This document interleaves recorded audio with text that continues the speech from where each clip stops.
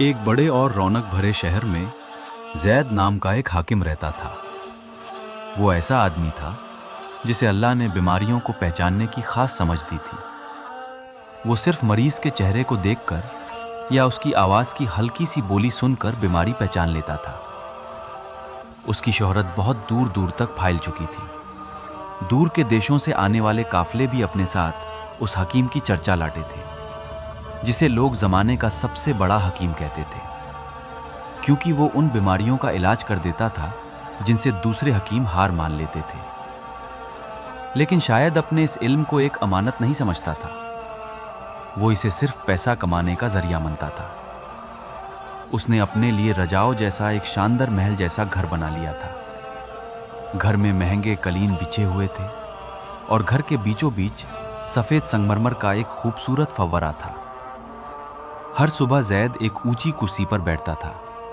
उसके सामने मोटी जड़ी हुई एक लकड़ी की मेज होती थी, लेकिन वो उस मेज पर अपना हाथ तब तक नहीं रखता था जब तक उसके सामने सोने के सिक्के की थाली न रख दी जाए। एक धूप भरे दिन जैद अपने शागिर्दों को देख रहा था। वो कुछ अलग जड़ी बूटियों को पीस रहे थे। माहौल बहुत शांत था। तभी अचानक बाहर के दरवाजे से शोर की आवाज आई। एक बहुत गरीब आदमी अंदर घुस आया। उसके कपड़े फटे हुए थे और चेहरे पर सफर की धूल और ठकास साफ दिखाई दे रही थी। बच्चा था जो दर्द से रो रहा था। बच्चे का शरीर तेज बुखार से कांप रहा था। दरवाजे पर खड़े पहरेदार ने चिल्लाकर कहा, रुको वहीं, क्या तुम्हें यहां के नियम नहीं पता? जिसके पास पैसे नहीं उसे अंदर आने की इजाजत नहीं है। गरीब बाप कांपती हुई आवाज में बोला, मेहरबानी करो, मेरा बेटा तेज बुखार से जल रहा है। उसे 3 दिनों से जरा भी नींद नहीं आई। मुझे डॉक्टर के पास जाने दो। मैं कसम खाता हूं कि मैं पूरी जिंदगी यहां नौकर बनकर काम करूंगा ताकि उनका कर्ज चुका सकूं। जैद ने ये सारी बातें अपने कमरे के अंदर से सुन ली, लेकिन वो अपनी जगह से हिला भी नहीं। फिर वो बैल्कनी में आया जो दरवाजे की तरफ खुलती थी, और उसने सख्त आवाज में कहा, ऐ आदमी, अगर मैं हर उस इंसान के लिए अपना दरवाजा खोल दूं जो मुफ्त इलाज चाहता है, बाजार में जो हकीम बैठे हैं उनके पास जाओ। शायद उनमें से कोई तुम्हें कोई दवा दे दे जिससे बच्चे को थोड़ा आराम मिल जाए। बाप की आंखों में आंसू भर आए। वो बोला, ए हकीम साहब, बाजार के सब हकीम ने कहा है कि इस बीमारी की दवा सिर्फ आपके पास है और मेरे पास इस बच्चे के अलावा कुछ भी नहीं है। जैद ने ठंडी आवाज में जवाब दिया और वापस अपने कमरे में चला गया। इल्म की कीमत होती है और मेरी कीमत है खरा सोना। सच कड़वा होता है, लेकिन यही आज का नियम है। पहरेदारों ने उस गरीब आदमी को जबरदस्ती बाहर निकाल दिया। उसकी आंखों में इतना दर्द और टूटा थी कि अगर कोई पहाड़ भी वो नजर देख लेता तो शायद टूट जाता। उसी रात जैद अपने कमरे में बैठा मोमबत्ती की रोशनी में अपने पैसों का हिसाब देख रहा था। तभी अचानक उसके दाहिने हाथ में एक तेज सी चुभन हुई। वो बहुत हल्की चुभन थी, जैसे किसी छोटे कीड़े ने काट लिया हो। उसने हाथ से उसे रगड़ दिया और ध्यान नहीं दिया। लेकिन अगली सुबह सब कुछ बदल चुका था। जब जैद उठा तो उसने देखा उसकी हथेली पर एक अजीब सा दाग बन गया है। वो सिर्फ रंग नहीं था, वो मोटी परत की तरह था जो रंगने वाले जानवर की चमड़ी जैसी लग रही थी। उससे अजीब सा चिपकपा एहसास भी आ रहा था। जैद ने उसे पानी और साबुन से धोया, लेकिन दाग कम होने के बजाय और फैल गया। उसने गांधक की दवा लगाई, जो हाकिमों के हिसाब से सबसे ताकतवर दवा मानी जाती थी। उससे उसकी त्वचा जल गई, लेकिन दाग फिर भी नहीं गया। 1 हफ्ता गुजर गया। अब उस दाग से बहुत बुरी बदबू आने लगी, जो ऐसी लगती थी जैसे सड़े हुए शरीर से बदबू आ रही हो। उनके शिष्य जो पास बैठने की होद में रहते थे, अब नाक पकड़कर दूर हो जाते थे। सबसे बुरी बात यह थी कि अमीर मरीज जो सोने के सिक्के देखकर इलाज करवाते थे, वो भी उनकी सभा से भागने लगे। जैद समझ गए कि उनका ज्ञान, जिस पर वे गर्व करते थे, अब इस छोटे ढब्बे के सामने बेकार हो गया है। उन्होंने सारी किताबें पढ़ी, हर जड़ी बूटी मिलाई, यहां तक कि उन्होंने कल तक जिन हकीमों का अपमान किया उन्हें बुलाया, लेकिन वे सभी सिर हिलाकर बोले, ये बीमारी हम नहीं जानते और हम डरते हैं कि हम भी संक्रमित हो सकते हैं। 1 महीने में जैद की हालत पूरी तरह बदल गई। महल जो कभी जीवन था, शिष्य और अमीरों से भरा रहता था, अब वीरान हो गया। उनके शरीर से निकलने वाली बदबू अब सिर्फ हाथ में नहीं थी, धब्बे उनके पांव और सीने पर भी दिखने लगे। जो भी उनके पास आता उसके चेहरे पर दर्द साफ दिखता। यहां तक कि उनकी पत्नी और बच्चे भी अब खाना उनके कमरे के बाहर रखते और भाग जाते। एक दुख भरी सुबह को शहर के राजा का संदेश एक आदमी लाया। वो दूर खड़ा रहा, अपने चेहरे को मोटे कपड़े से ढक रखा। उसने कहा, जैद, तुम्हारी बीमारी की खबर शासन तक पहुंच गई है। पाड़ोसियों ने शिकायत की है और लोग महामारी फैलने से डर रहे हैं।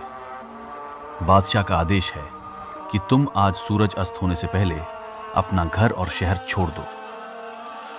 जैद खबर सुनकर रोने लगा और कांपते हुए कहा, मैं इस शहर का सबसे बड़ा हाकिम हूं। मैंने राजा का इलाज किया है जब सब हकीम इलाज नहीं कर पा रहे थे।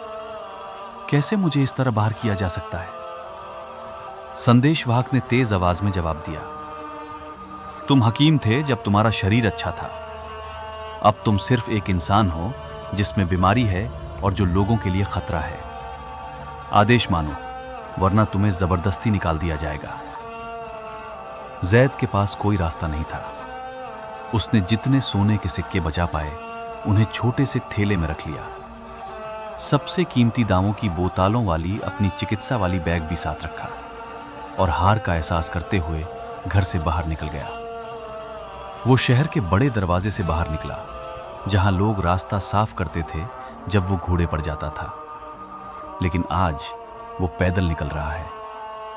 अपने सर और शरीर को मोटी चादर से ढक लिया ताकि लोग उससे देख न सकें। जैद ने कठिन और उबाद खबाद रास्तों पर चलना शुरू किया। हर कदम पर उन्हें दर्द हो रहा था। गर्मी अधिक थी और घमासान धूल और पसीने के कारण उनकी बीमारी बढ़ रही थी। वो सोचते थे कि उनका धन उन्हें बचा लेगा। हर छोटे या बड़े को वो सोने का सिक्का देते और कहते, मुझे पानी और आश्रय दो, मैं तुम्हें सोना दूंगा। लेकिन जवाब हमेशा एक जैसा था, हमें तुम्हारा सोना नहीं चाहिए, हमें हमारी सुरक्षा चाहिए। उसकी बदबू पहले ही उनसे आगे बढ़ चुकी थी और उनके शरीर का आकार चादर के नीचे डरावना लग रहा था। जैद उस समय भयंकर डर में था। वो समझ गए कि सोना जो उन्होंने हर दरवाजा खोलने की चाबी समझा था, अब रेगिस्तान के बीच में पानी के सामने कोई मोल नहीं रखता। कुछ दिनों तक भटकने के बाद उनके पास रखा पानी खत्म हो गया और वो एक दिन पानी नहीं मिलने की वजह से बेहोश होने लगे। जैद रेगिस्तान की जलती रेत पर गिर पड़ा। उन्होंने आंखें बंद कर ली और महसूस किया कि मौत करीब है। अब वे सोने, दावा या अपने पुराने अहंकार के बारे में नहीं सोच रहे थे, सिर्फ यही चाहते थे कि कोई उनको पानी दे दे।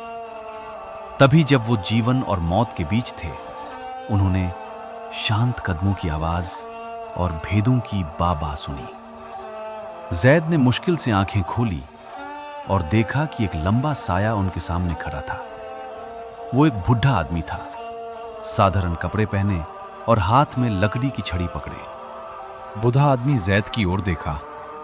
जैद ने भागने की कोशिश नहीं की और बुढ़ा आदमी भी नाक नहीं पकड़ा, बस धीरे से झुका। उसने जैद का सर उठाया और उनको ठंडे पानी की कुछ बूंदें डाल। वो आदमी था मबरूक, एक भेद पलक जो शहर की हलचल से दूर अपने तंबू में रहता था। मबरूक ने जैद को अपने छोटे गड़े पर बैठाया और अपने साधारण तंबू तक ले गया। जैद ने मबरूक के तंबू में आंखें खोली। तंबू बहुत साधारण था। लकड़ी की आग की खुशबू और ताज़ा दूध की गान पूरे तंबू में फैली थी। यहाँ कोई महंगा सामान या रेशमी कलीन नहीं था। सिर्फ रेत पर फैला एक पुराना चटाई और एक मटके में पानी, कुछ लकड़ी के बर्तन थे। जैद बैठने की कोशिश करने लगे तो शरीर में दर्द महसूस हुआ। उनका जख्म और भर गया था और नीला पड़ गया था। उनको अचानक सोने का बैग याद आया। कांपते हाथ से देखा और पाया कि वो वहीं है। किसी ने छुआ भी नहीं। मबरूक अंदर आया और हाथ में गरम दूध बकरी का लेकर खड़ा था। मुस्कुराते हुए बोला, अल्लाह का शुक्र है कि तुम ठीक हो। हमारे मेहमान, तुमने एक पूरा दिन और रात सोते हुए बिताया है और तुम्हारा शरीर बुखार से कांप रहा था। जैद ने प्याला लिया और तेजी से पी लिया।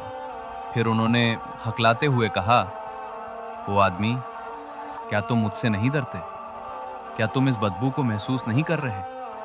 मैं एक बीमारी, एक अर्जा हूं जिसे देख के शहर के हर छोटे बड़े हकीम भाग गए।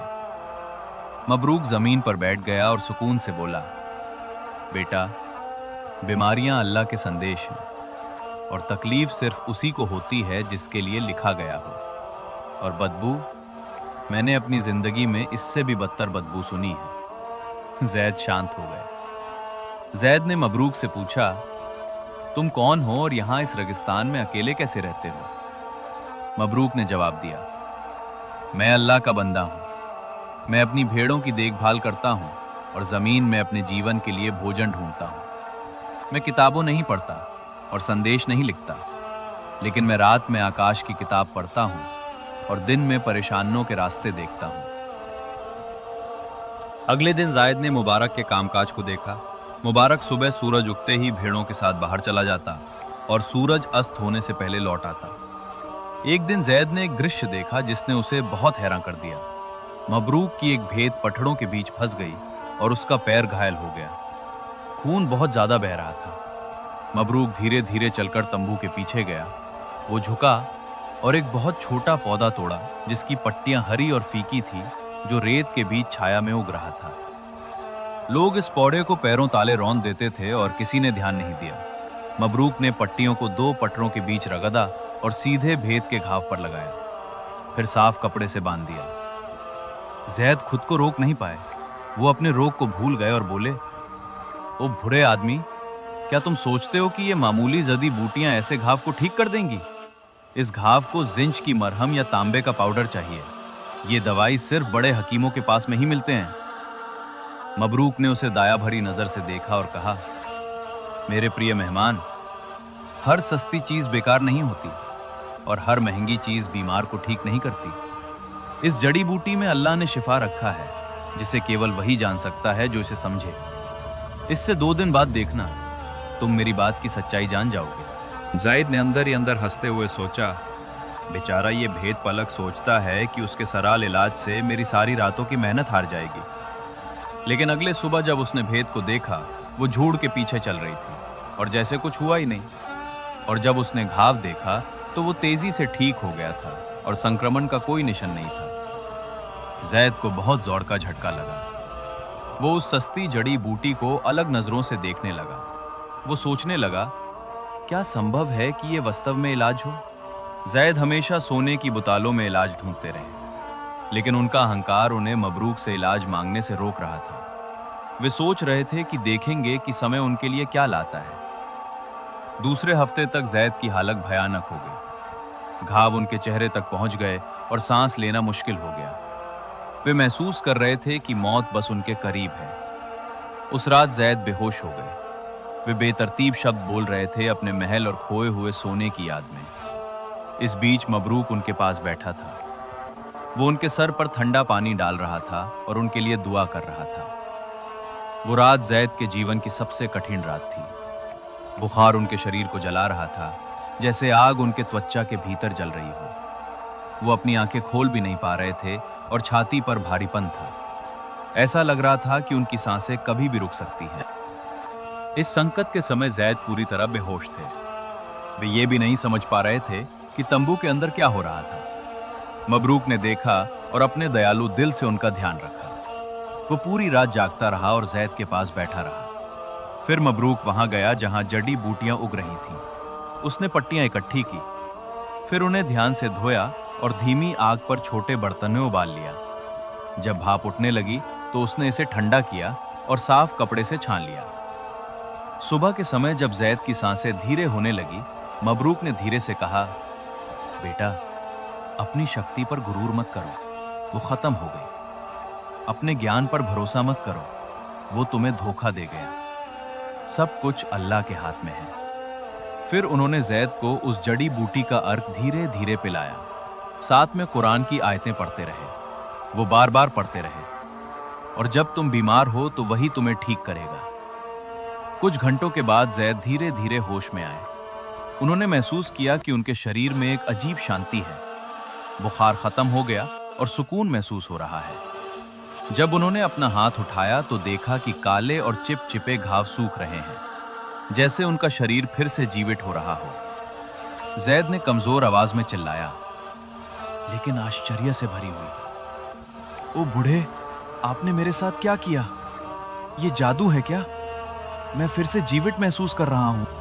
मबरूक उनके पास आया और उनके कंधे पर हाथ रखा और बोला, ये जादू नहीं है बेटे, ये अल्लाह की इजाजत है। अल्लाह ने तुम्हारे शरीर को ठीक होने की इजाजत दी। इस जादी बूटी में उसने यही शक्ति रखी है। जब जैद धीरे धीरे उठे और चटाई पर बैठ गए, उन्होंने अपने हाथ और पांव को चकित होकर देखा। कहा, मैंने न जाने कितनी किताबें पढ़ी, हजारों मरीजों का इलाज किया, कीमती सामान से दवाएं बनाई, लेकिन मैंने कभी भी इस जादी बूटी जैसा असर नहीं देखा जिसे मैं कल तक कुछ नहीं समझता था। बताओ, अल्लाह के लिए इसका रहस्य क्या है? मैंने इसे क्यों नहीं देखा जबकि मैं ज्ञान का विद्वान था?